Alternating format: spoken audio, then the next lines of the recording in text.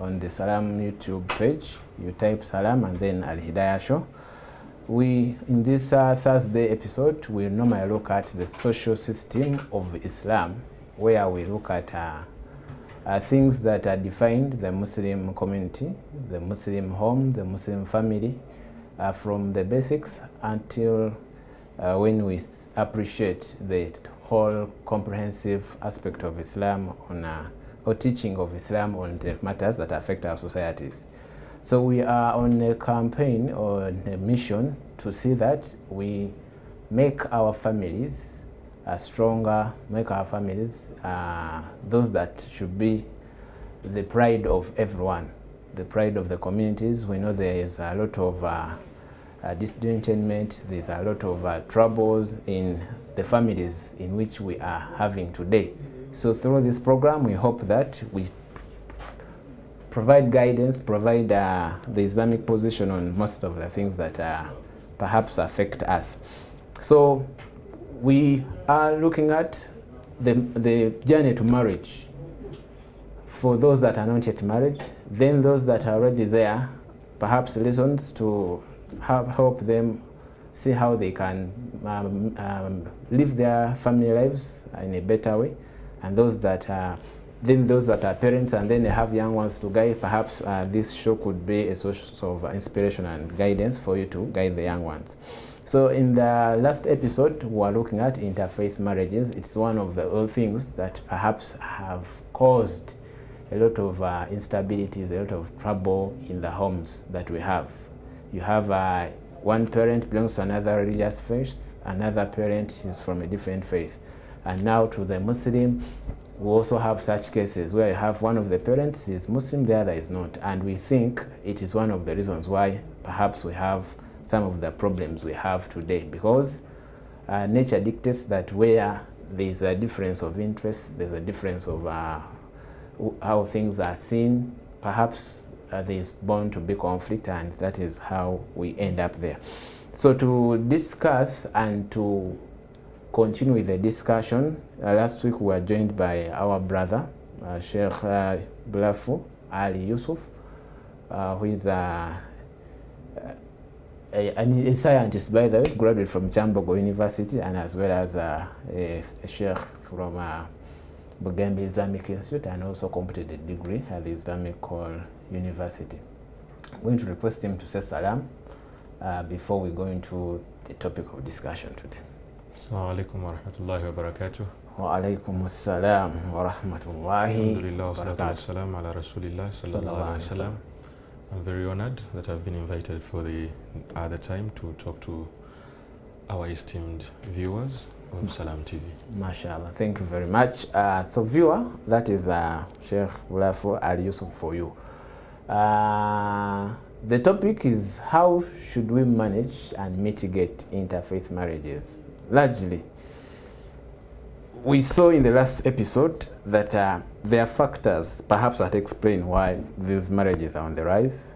One of them could be tolerance. I don't know whether that could be a point that stands. The Sheikh will try to digest them.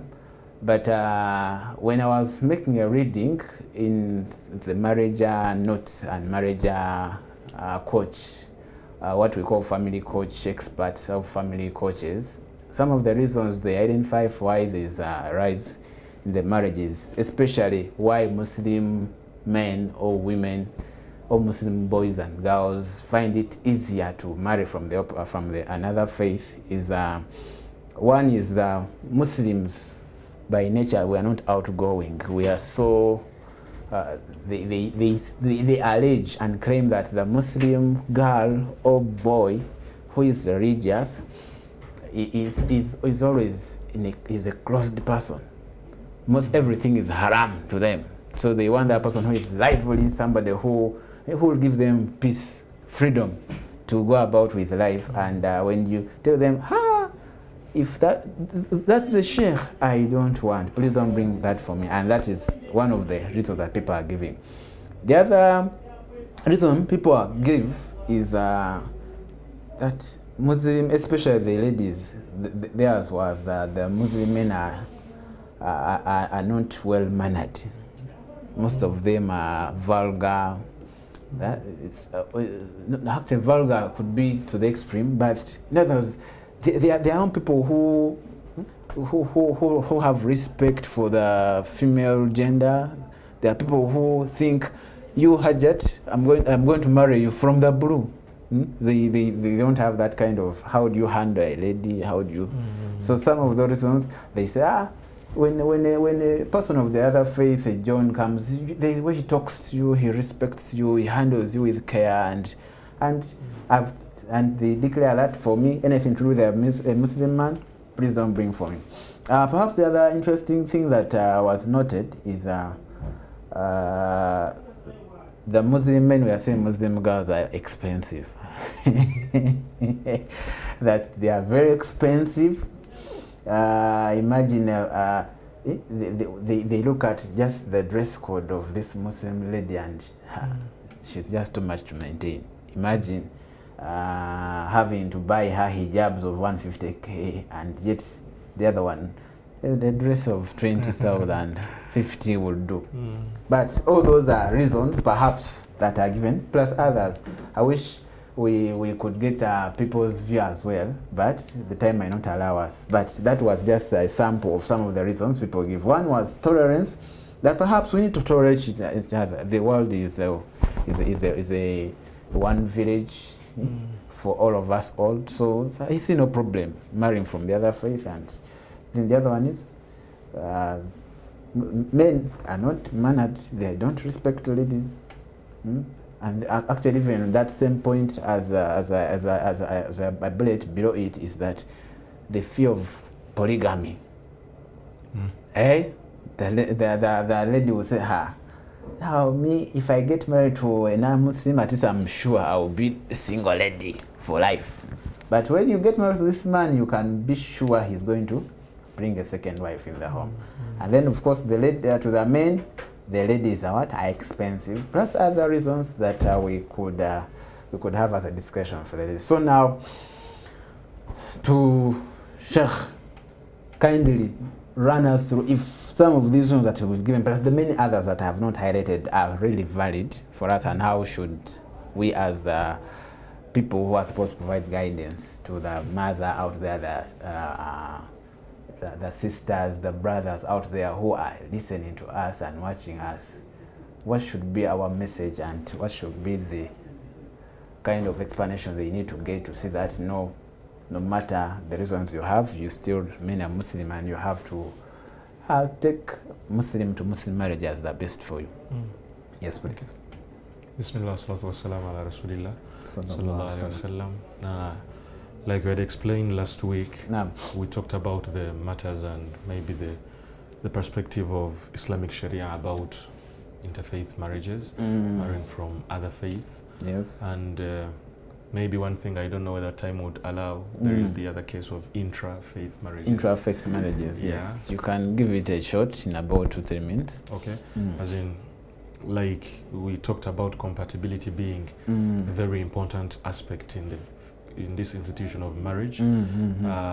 Not even are we advised to engage in intra-faith marriages. What is that, intra-faith marriage? As in marrying inside, because inside these religions too, there are other denominations. Like we are having the Sunnis and the Shias. And the Shias, yes. Yeah, that could be an intra-faith marriage, as in there are some things you believe in as a Sunni and someone who is a Shia. How, from the outsider's view of the concept, we are all Muslims. We are all Muslims. But within ourselves, there are a lot of things we're going to do, and they're not going to keep us compatible. So looking at the higher objectives of Sharia and looking at continuity of the progeny, and at the same time coming close to Allah by staying away from haram, if we need to put this institution at high levels, it means that we need to stay away from all things that might cause this institution to be. So you've talked about the Shia.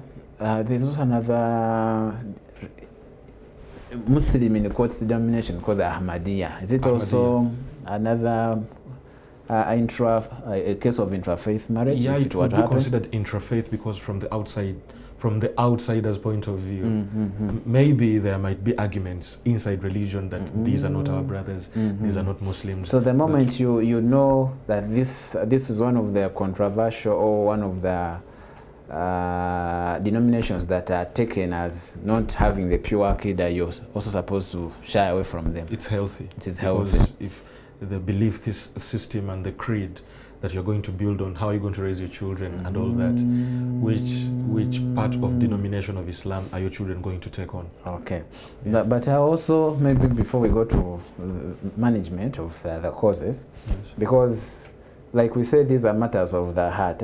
Yes. You know, they say sometimes love is blind. So somebody has really fallen for Ahmadiyya, for Shia. In Uganda here, we also seem to have some other, I don't know whether they are also valid forms of denominations, but we also have what we call these sentimental kind of groupings, where you have somebody, Jamaat Tabligh. Actually, Jamaat Tabligh is international, is known as the Salafist. Then we also have what we would call these, I think international they are called the ones who go for 3 days, 7 days. Who are those? Subhanallah, the name is running out of my head. It is also running out. But I think they have understood. The ones who say, inshallah, we're going for 3 days, 5 days somewhere. Would you also take that as part of the interfaith kind of marriage, or that is okay? Those are minor kind of group. All those sentimental denominations are, I wouldn't call them core, because I look at them as complementary forms of achieving the same goal. And they are all Sunni. I don't look at them as... But by the way, have you been to a family and then they say, if you don't bring here a man whose trousers are here, or you don't bring for us a lady who is in a heavy sharia, you know that heavy gown that the ladies wear, plus they say don't come to our family. So don't you think it will be healthier for this Muslim man who is not that so strong into that kind of you called it sentimental belief system? Don't you think it would be best to advise them not to try going there? Yeah, it is okay for me to advise them not to engage in such, but as I'm telling you, yes, I look at them as the complementary. They're just complementary. Okay, so ours is the other ones that go to core to the Aqidah system, the Shia, the Ahmadiyya, among others. So viewer, we are looking at, before we go into the management of the causes of why people really go into these marriages, we have noted that also we have what we call intrafaith marriage, where within the Islamic bracket, you also have what you call the Shia Sunni division, the Sunni, the Ahmadiyya, the Sunni, and plus many others. Perhaps some of them we don't have them here in Uganda, but the ones that are pronounced is the Shia and then the Ahmadiyya. If you trust and know that your belief system is one that is purely Sunni, kindly do not be tempted to go for a Shia, because you might end up not being compatible. And then we also looked at the complementary ones which we call the Salafist. We have these ones that normally go for 5 days, 7. I'm forgetting the name. Perhaps somebody will. The Tabligh movement. I think the Tabligh movement. Actually, the Tabligh International. You're right. Yes, thank you very much. The international, they are the real Tabligh movement. Though in Uganda here, when we talk about the Tabligh, again it goes to another kind of grouping. But we are saying, if your heart, if your sentiment is such the way that you will not be comfortable, because there are things that are going to be done. Imagine you have married this lady, she's coming from the people who go out for 3-5 days, and then we say, in-law, I don't know, they call it brother-in-law, please, we are going for 5 days, and then you say, what is that? But in any case, we hope that before you make the decision, appreciate what we call the intrafaith marriage in forms of difference in our Aqidah system, and as well as the ones that are complementary in nature. We've seen the Tabligh, okay, the ones that we call the Zikri Karenge here actually in Uganda, the ones who go for 3 days, 5 days, and then those that we would call Jamaat Tabligh. All those, kindly, if you're not ready to go by the principles and the rest, then it is healthier that you, but if you believe you can adjust, then kindly make the right decision in the circumstances. Okay. Now we go to management of the causes that I gave you earlier. The ones of Muslim ladies are expensive, Muslim men are not respectful, there's need for coexistence and tolerance. Why shouldn't I marry a Christian, for example? Yet we studied together, we have such kind of reasoning that will be given. All right. Now, so to me, just like we discussed last week, yes, please. This matter and this discussion is not always logical. It is almost always emotional, that people reach these heights in their attachment to this particular person, so they feel indebted that they are supposed to be going on with this relationship. Okay. And what happens is that we feel challenged whenever something like this comes our way. We are always forced to think about what should we do for these people. Yes, please. In other words, it becomes difficult to address case by case situation. Yes, please. But I think if you are to solve a problem in high forms and such that we yield much more results, we need to focus on preventing it from happening. So prevention is better than cure. Better than cure, because there are many people out there who are planning it than those who are already into it. So if we decide to solve the problem, maybe for those who are already into it, we are not solving much. We are not solving much because they are already into it. 15, 20 years married. What can we do about it? But if it is something we look at as a problem, then it means preventing it from happening again is something we need to pay attention to. Okay. Yes, please. And the very first thing is that the ruling, unanimous consensus, I told you it is something that all scholars, all ulama have tried to say that a Muslim lady is not allowed to get married to a non-Muslim man. And in other words, basing on what we looked at last week, it is something like you would say there is no room for more interpretation. In other words, all corners of reinterpreting the ayat and the traditions, the texts from our tradition about a Muslim woman marrying a non-Muslim man, there is no room for that. There's no room for that, yes. It's like scholars have agreed on this matter. And the Quran is crystal clear on it. Crystal clear on the matter. And now what is more confusing is that this lady who is willing to go in for this marriage, this man who is dying to marry someone of other faith, they are not looking at the unanimous consensus of scholars. The only thing they are focusing on is their emotions. Their emotions, yes. So one thing you're supposed to build right now is how are we supposed to prevent this from happening 5 years from now, 10 years from now, or even 20 years from now to our children and great-grandchildren. What are we supposed to be doing? Yes, and I would like to thank you for trying to bring these talks on mainstream media, because we are creating awareness about this. Maybe these are some things that not even someone can be ready to ask their imam about, but they can be able to listen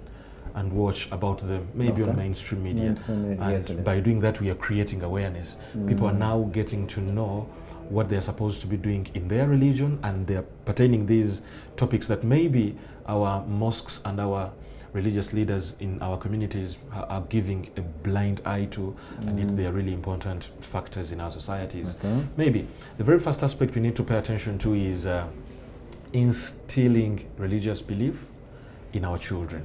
Yes, please. Making sure that you give them a nurturing of iman, a nurturing of them being religious, because when they grow up in that state, they're going to reach an extent of even knowing that if this is something that does not please Allah subhanahu wa ta'ala, since I've been nurtured, I've been groomed in an environment of iman and religiosity, my love for Allah is greater than my love for a person, for this person I'm having here. So it means I do not want to compromise what I feel for Allah. I don't want to compromise my love for Allah, a love that has been groomed and has been nurtured for a love of someone else. So making sure that our children grow up in an environment of religiosity and iman is that we are trying to solve this matter in the long run. Okay. Yeah. Maybe before we go to the second mitigation we can give, yes. I want you to look at a situation where this child that we are talking to currently now, mommy is not Muslim, dad is a Muslim, and then the majority of the relatives she has grown up with are also not Muslim. Yes. And then even the people she has grown up relating with the most are also not Muslim. Yes. But she's good at Salah. She even attends some of the Islamic seminars, conferences. So what message should we give her, especially that even already in the home she's coming from, it is already an interfaith marriage? I don't know, but I think I've been exposed to quite a number of people who have been in such families of father is a Muslim, mom is not, or mom is a Muslim, father is not. Yes. And without doubt, it is something we need to appreciate, that almost always these families are not stable.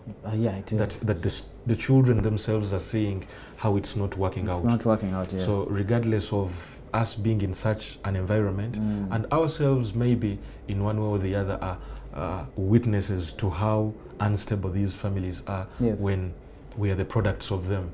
If a child is coming from a family, because just recently I was talking to a certain lady, and she was like, I left the religion of Islam. Why? I separated with my husband. I was so Muslim. the lady, yeah, the lady. So after leaving the religion, after leaving the husband, she Yes, had to leave Islam. the religion too, because the only attachment with them to the religion is you. And once they leave you, they're going to leave the religion. And that takes us back to the point where we said, if you're getting married to them, if they are telling you, please, I'm going to become Muslim, just marry me, please don't risk, because all of a sudden you are making yourself a small god in front of this person, that maybe this person is coming close to Islam because of you. Okay. They're saying, if they are ready to come to Islam, please convince them to come to Islam, but don't put yourself as a pulling factor. Pulling factor for, because without you, then it means they're not going to continue with Islam. So in other words, our sister, our brother, who is coming from a family where one of the parents is not Muslim, perhaps this information might appear alien and strong to take, but the fact is, first of all, appreciate that you're Muslim, and regardless of the environment you came in or you grew up in, you've now known the Islamic position the same. Now trust Allah that whatever the decision you're going to make, and it is in the interest of Islam, Allah subhanahu wa ta'ala is willing and will be able to make your condition the best. Just trust in Allah subhanahu wa ta'ala, and continue perhaps praying for mommy and daddy also, to see that Allah subhanahu wa ta'ala makes them appreciate the teachings of Islam as taught by the Quran and the hadith of the Messenger Muhammadin sallallahu alaihi wasallam. Now, you told us instilling religiosity in the children, very important, from childhood up to as they grow up. And so it means if one of the parents is Muslim and they still have the attachment to Islam, then do your part, right? Do your part and pray to Allah subhanahu wa ta'ala to perhaps forgive us for the mistake we made. Okay, also, because that is for now, for children who are growing up, who want to instill these values in them, Islamic values. So as also they are growing up, not only in the religious form, but these children are also growing up physically. So as they reach puberty, maybe it is important for parents, because the time and age children are growing in today is not the same time and age it was 25 years ago. 25 years ago, it is a whole different set of environment. Maybe our parents, the way they were introduced to such kind of education was when they are almost ready for marriage. But now the children who are growing up, the young men and young women who are growing up, that's from adolescence and puberty. I think parents are supposed to become proactive, raising up to the occasion and having to talk about marriage with their children. What age is that? Because the girls on average they say 9 to 10 years. 9 to 10 years. The boys 13, 14. Of course, it can be 9. That is adolescence, but I mean that is puberty. Puberty, yes. But I mainly talk about maybe when they reach adolescence. We're talking about from 17 to onwards, 18 years. Yeah, do you know that nowadays, if your child messes up in senior and senior, normally they are 13, 14 years at that age. Don't you think you've lost them already? I think you're trying to tell us that maybe perhaps when they are done with PLE, maybe that should be the best. Conventionally, I would say it is okay for you to introduce that, but I don't think it is a predominant way that a person in senior is thinking about marriage. It can't be so predominant, but I think if these students reach in their A-levels, yes. Why don't you begin talking about this issue of marriage? Because however much they might have grown up in other aspects, they're also growing up physically, and they will need this kind of education, because otherwise the community is going to engage them. As a parent, you still have a bit of influence over them, because they are in their A-levels, they still get some things from you, you still have the powers in you to talk to this child, talk about your expectations to this child. Yes, please. And maybe it is important, because when you talk about expectations, some parents even reach an extent of saying, please don't bring me a certain person who is so and so. If that happens, however much I do not stand with people who ignore other races, that maybe don't bring me a black person, don't bring me a person of this ethnic tribe, a person who is poor. I'm not in line with that. For us, we're looking at the religiosity as an aspect. If such people have audacity to say, don't bring me such a tribe, then why don't we talk about such expectations as parents? Why don't you tell your child, maybe I don't want you to bring me someone who is not of your faith. Why don't you do this? And the child is growing up and they already know. Actually, I think one time I was listening, it was still a marriage session, and this parent was saying, if you didn't do your part when this child was growing up, then when they bring forth this man and they are not Muslim, then we would say it's not a time to lecture them, perhaps find a way of talking with them better, right? But you have a duty as a parent from when this child is beginning to show signs of adulthood. Begin talking to them that for us as Muslims, we don't entertain ABCD, right? But now we have cases of parents who are going to say, today is a free age. People have to decide on their own, and then before you know, the child is bringing you a person of a different religious faith. I would like to also sympathize with the parents, because maybe they are not exposed to this, maybe as they are growing up. But right now I'm saying we have nothing to do. We need to engage in adult conversations with our adult children. Talk to them about marriage, talk to them about growing up and what you expect from them when it comes to this institution of marriage. Because however much you didn't get this information as you're growing up, it is high time you got to know that your children really need it, because otherwise we are destroying this very big institution that we are supposed to be holding up. Maybe as we are going in for a break, still on the issue of instilling religious values, do you think we, as leaders at different levels, the masajid, in schools, if I think even the general community, do they have a role in playing in terms of instilling these religious values? Yes, of course. Masajid, mosques, all. Because it is on rare cases we hear there is a preaching or teaching about marriage in masajid, especially addressed to the young ones. Even when those halakas are there, those teachings are there, those darshus are there about marriage, they are addressing people who are already grown up and maybe are in the institution. I would advocate for sessions to sit for children who are growing up, young adults, fronting the argument of marriage to them, talking about marriage, what are they expected to be doing in the institution of marriage. And this is important, because you talking to someone who is already married is something that is good, but talking about marriage to someone who is going to get married is something that is better, because you are not looking at today, you're looking at generations to come, and this is one of the high objectives of Sharia. Thank you very much. Viewer, who thank you for keeping it with us from the start of this show.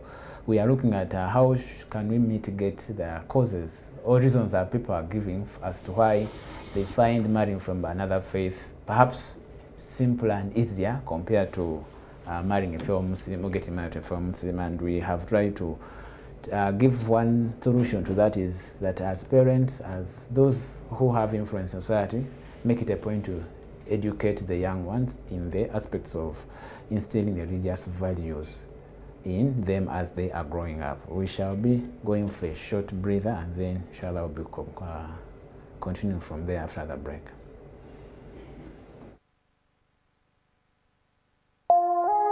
Eno ye Salam TV.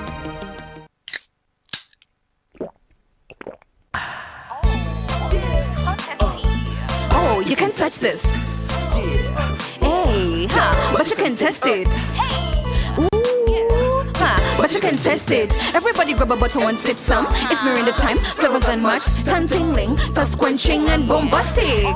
Oh, sweeter than sweet, bolder than bold. Flavors explode, making you go ah. Oh, you can test it. There's no flavor like Mirinda, now in a fresh new look with the same great taste. Enjoy the tongue-tingling flavor of Mirinda Fruity, Orange, Green Apple, and Pineapple. Mirinda.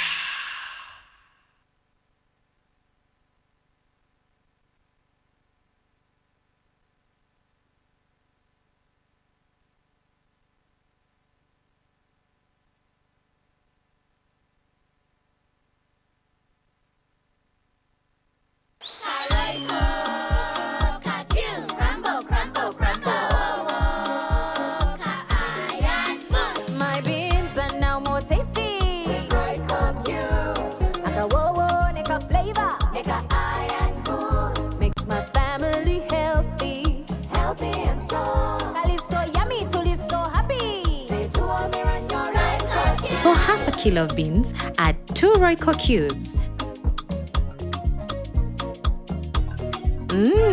Royco cubes for the tastiest beans.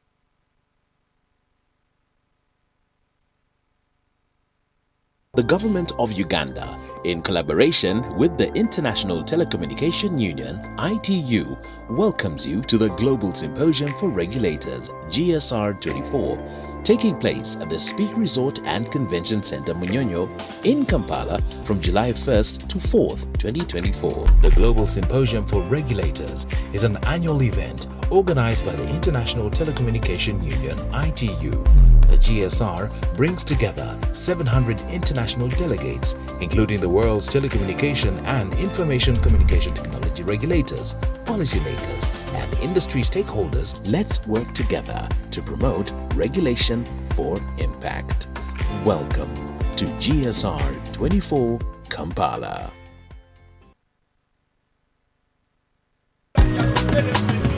You used to tell me that I don't make you happy.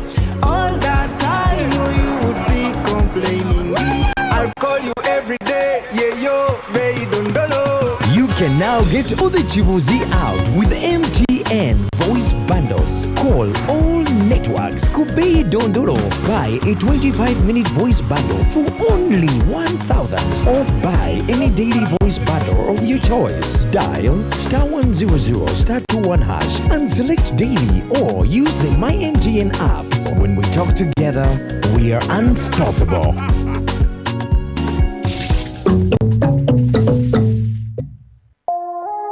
Eno ye Salam TV.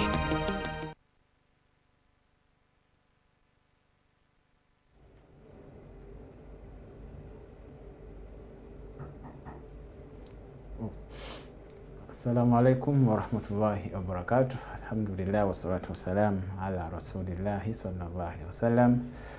Dear viewer, we welcome you back from the short break. This is the Alhidaayah show that comes to you every Thursday from 3 to 4 o'clock. My name is Muhammad Separala as your host for the show, and with me is our brother Blafu Ali Yusuf.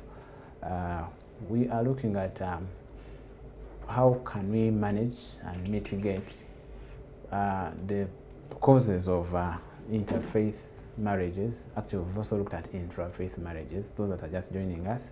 Interfaith is where you have a Muslim getting married to a person of a different faith, maybe Christian, Jew, the Buddhists and the rest. And we saw that in order to maintain the higher goals of the Sharia, Islam has stopped the ladies in strong terms from getting married to non-Muslims or people of other faith, and the men, it also has strong conditions for them. And when the scholars looked at the reasons, even the men, it will be discouraged in the highest and strongest of terms for you to marry from the other religion because of the interests that could clash as we go along.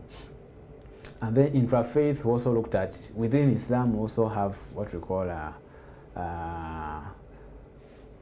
whether groupings or interpretations based on creed, like the Shia, Ahmadiyya, and the others. and those also Islam is against the same. So before we went for the break, we said one of the reasons we can perhaps reduce on the rise and the increase of interfaith marriages is the Muslim parent doing your part, instilling religious values in the children from when they are at the infants, the younger ages. As they're growing up, you endeavor your best to instill in them the religious values. And that's where we had ended on.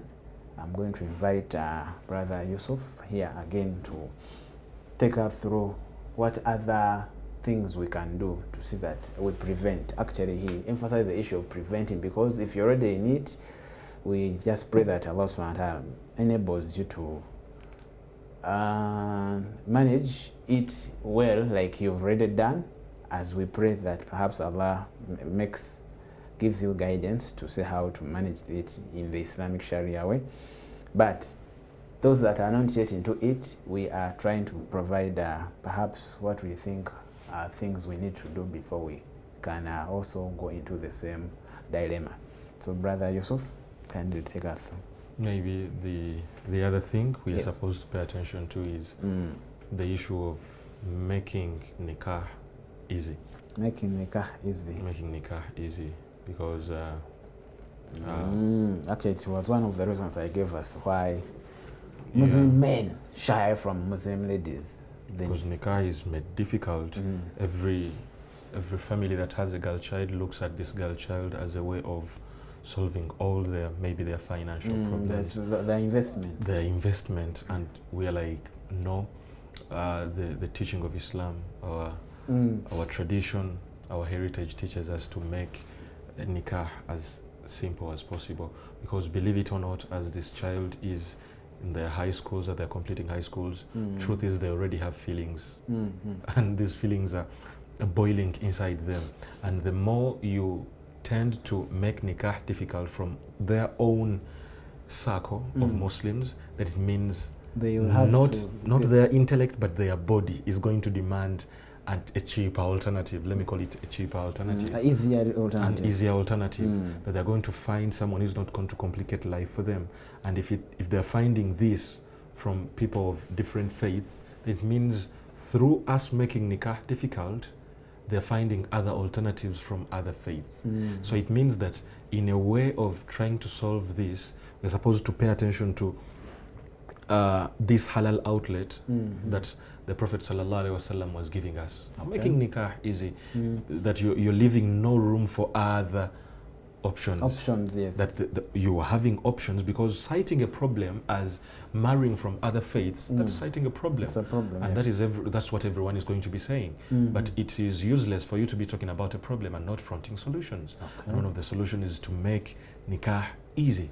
Parents out there, in one way, solving it is making nikah easy, because the things you want might not be accessible from the people you want. Maybe you want a Muslim man, but at the same time you want your daughter to be your way out of your financial cases. And we are saying no. What do we front? We're supposed to front this issue of a good, well-behaved Muslim man to marry my Muslim daughter, and a good Muslim daughter to get married to a Muslim man. Oh, mashallah. So I think also, as a reminder, is in Islam we do things to seek Allah's pleasure. So many times I think we look at the benefits we are going to get out of this marriage activity that our children are going in for. You find that some parents will say, okay, Muslims, okay, but for me, these people who are struggling, please don't come into my family. Right? And I think, like you have mentioned, there's a parent I know of. I don't know whether it would sound nice, but for him, his daughter told him that the prospective husband is not doing well, but not to embarrass him, I want us to do something for him. So the dad gives the girl money, and then the lady tells they set their home to build properly, and then the man, of course, out of his small money is what he paid for mahar. And up to date, they say this family is still stronger and it's still going. So I think a time has come for the Muslim parents to know that even helping the husband or your son-in-law to be, in terms of getting this halal thing done, I think is one of the things you can look up to get rewards before Allah subhanahu wa ta'ala. But before we leave that point, when we say making nikah, is it shortening the time, or it is the logistical part of it? What should our viewers understand? Is it the logistical or the shortening of the whole process? In all ways, I would think both way. Yeah. As in, the logistics don't make the logistics so heavy. So heavy for them. It acts as a burden maybe, and someone is afraid. But also the time. The time. Yeah. As in, I know of some families that married their children off even before. Actually, it's something that needs to be brought to the understanding of parents out there, Muslims out there, is that nikah does not mean we are going to stay together. I don't know whether it's understood. Okay. Expound it a bit. The contract can be there. This one is married to this one.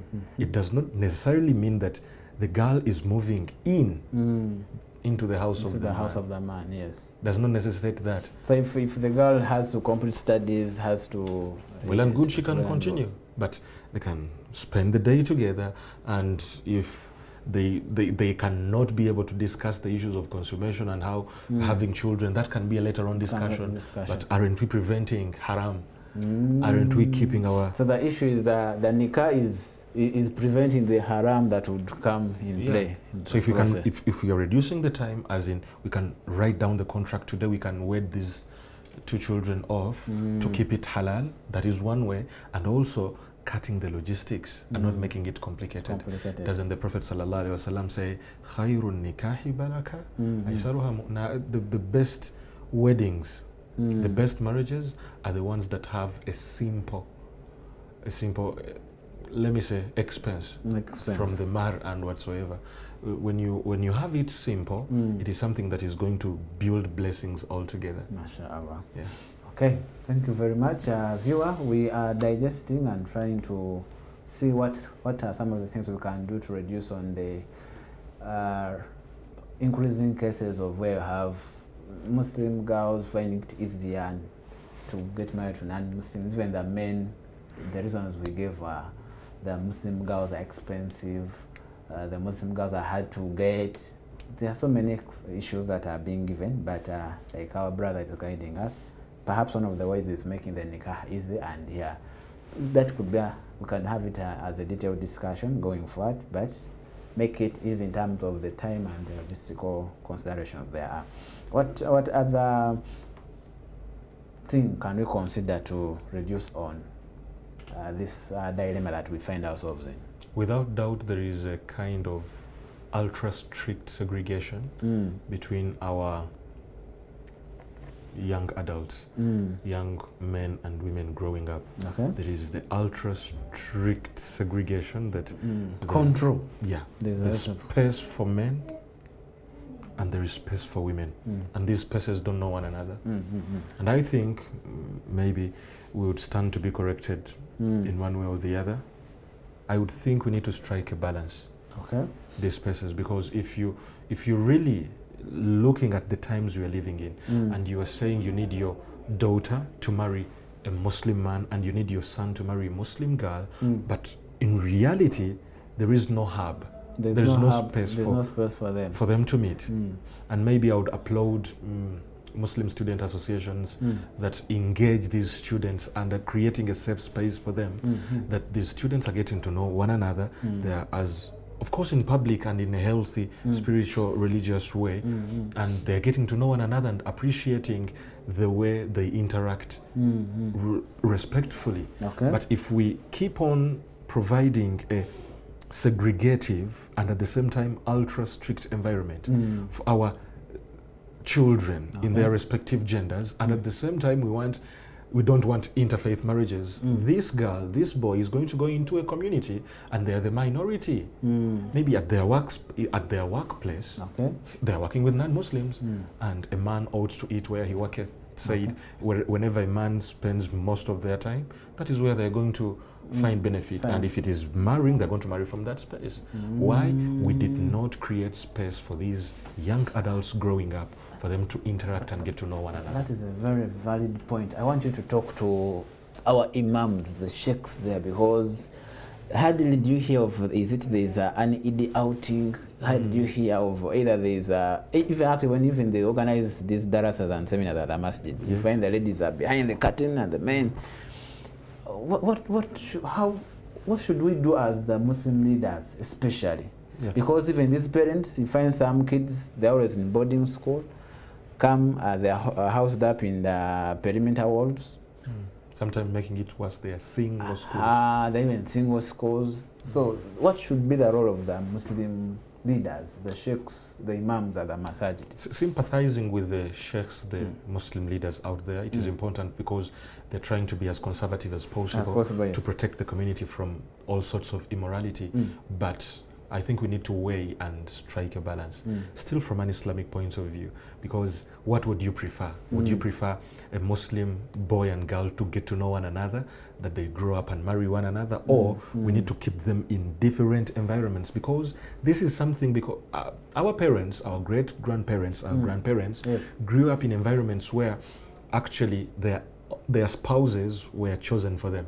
They were chosen for them. They were chosen for them. And right now, it's not going to be the case. Yes.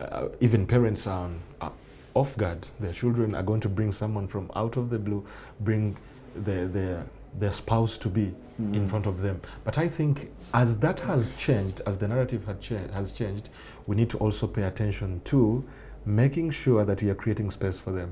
You need to find a way. It would not necessarily mean an outing. You might look at that as awkward. Find space. Find space for this community growing up. Organize a singles seminar that day.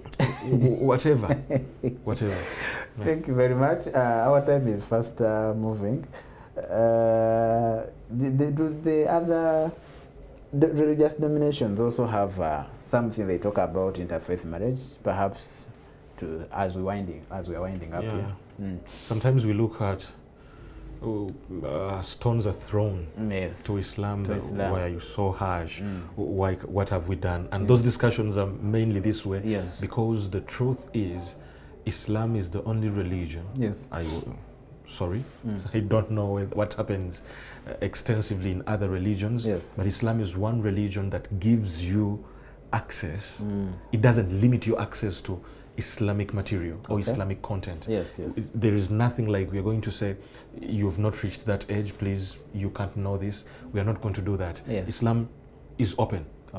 Someone of 70 years old might not be knowing something in Islam, and someone of 10 years old knows it. 15 years. So we don't have that limit.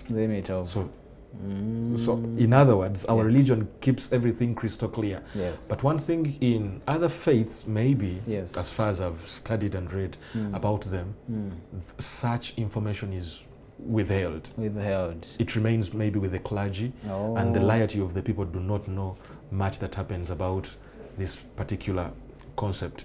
But even those other faiths, because we saw a leeway for a Muslim man to marry a Jew or a Christian, but inside Judaism and Christianity, even interfaith marriages are not allowed. Even from them, even from their own creed, from their own books. Marrying a Muslim is also taboo. They don't want it. They don't want it. And also one leeway I saw, I think it was in Christian tradition, it was that if a man is marrying from another faith, that is acceptable. If a man, just like it is in Islam, if a man is marrying from another faith, that might be acceptable, but we can't allow Our Lady to get married to someone else. I think you understand the point now, how it reaches. Because now we are discussing this from an interfaith point of view, and it's not only Islam that deals with this matter, also other faiths do deal with this matter. And respectfully, we need to understand that we are building compatibility. We are not throwing a an arrow, a spear to any other religion, but we are building compatibility. Because aren't we talking about marriage? Yes. And is it marriage just about compatibility? I think it's important to look at it this way, that even other faiths do not accept it. Wow. And they don't advise it. It is today that I'm appreciating, because we are used to cases where you see in some of the religious places, and you see a Muslim lady is being taken to a big worship place, and you see it is like normal to have the marriage certificate issued to them, and it's no problem. But if you think even the scriptures emphasize that no, we should keep within the religious circles, I think there's need for sensitization to take place on a large scale. And to the Muslims specifically, ours is a religion of knowledge, a religion of understanding, and we hope that through these talks that we are having here, which can probe further engagements with you, and you learn, probe further, and try to understand your religion better, such that you practice your faith in a manner that makes you faithful and obedient servant before Allah subhanahu wa ta'ala. So as we are winding up, what should be the parting message or take-home message for the youth, the parents, those intending to marry, and even the religious leaders? So if there is, what I would say, if there is this girl or boy planning to go in for an interfaith marriage, I would like to bring it to your attention that marriage is not just about love and lust. Or maybe I want to exploit my desires somewhere, or maybe I love this person so much. That is, marriage is not about that, and maybe you will need quite some time into marriage for you to know that it works that way, that compatibility holds a greater percentage in marriage, even more than the love that you have for this person. Maybe I don't know if, you know, when you talk about compatibility, some people, I think they take it to be something that is a question of us living together. When you talk about what should ring to somebody's mind in the 2-3 minutes? It has to be something that we have more things that bring us together.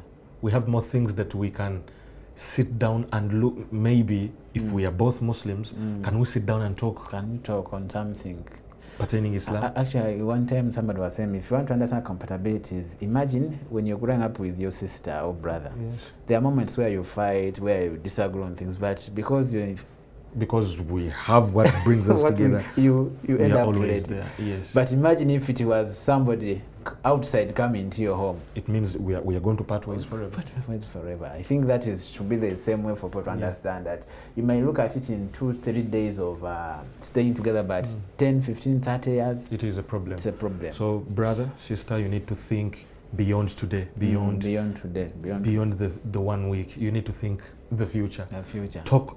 Try to read material about people who have gone through interfaith marriages. How is it working out for them? Don't be blinded by the love and the lust you're having in this particular point in time. Think about the long run, because our religion is explicit. Our religion is telling us something to do with the future. We are supposed to be oriented towards the future. I think we need to stop looking at right now, what I'm feeling right now.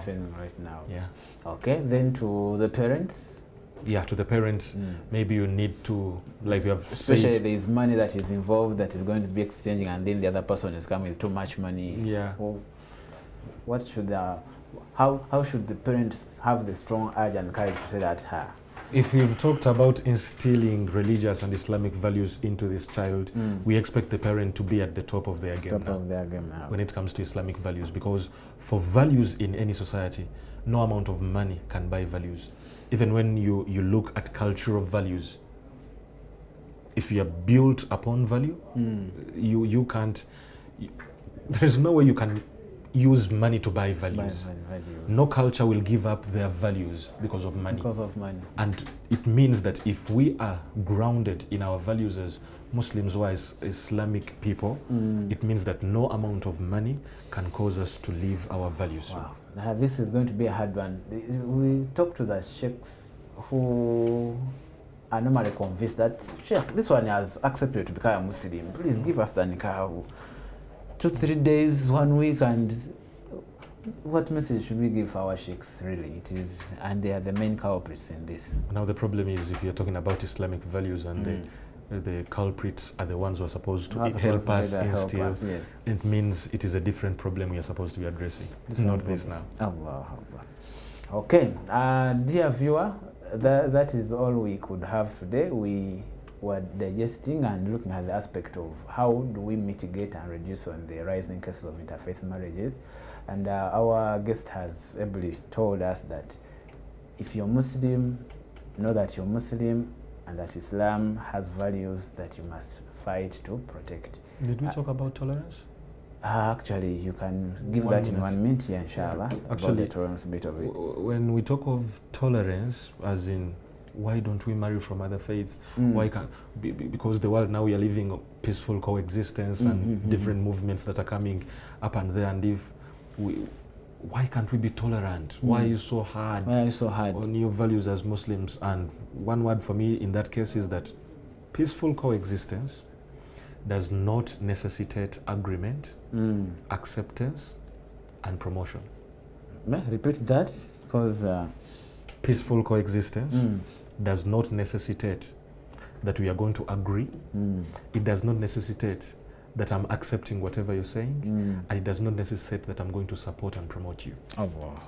We can peacefully coexist, and everyone is holding their values. Hold your values. I can peacefully exist with someone who's not a Muslim, and we are having our separate values, but we are coexisting. If you think peaceful coexistence means that I compromise my values for you, that's not what we call peaceful coexistence. It does not necessitate that. So I can fail to agree with you, I can fail to support you, and I can fail to stand in with you, but we are peacefully coexisting. Oh, mashallah. Thank you very much. So viewer, we have had the religious position on interfaith marriage. Largely, as a principle, Islam is clear. Muslim lady doesn't get married to a person of another faith. Muslim man, also the literature is indicating that you shouldn't try or give yourself 99 reasons or 99% reasons as to why you should remain within the bounds of Islam, because when you look at the Sharia higher goal of protecting the lineage and protecting the faith of the offsprings, then you find that the only reason you have is to maintain that marriage within the bounds of the Sharia. We ask Allah subhanahu wa ta'ala to strengthen those that are already in the marriage institution, those that are planning on them. We pray that Allah gives you wisdom and guidance to make the right choices, and that those that are having issues here and there, we pray that Allah alleviates them and suffices for you. In the case, remember, this show can always be got as a recording or recap on the Salam YouTube page. Go to YouTube, type Salam Alhidaayah, and then you can always have a recap of the show. Otherwise, we thank you very much for being a wonderful audience. I want to thank also our guest here for making time to come and share with us. We pray that Allah accepts and rewards him abundantly. And then to the viewers also, we pray that Allah rewards you for giving the time to listen to the views. Whatever has slipped our tongues, we pray that Allah forgives us and makes us better as we go along. Till next time, I remain Muhammad Sekanala. Assalamu alaikum wa rahmatullahi wa barakatuh. Eno, yes, Salam TV.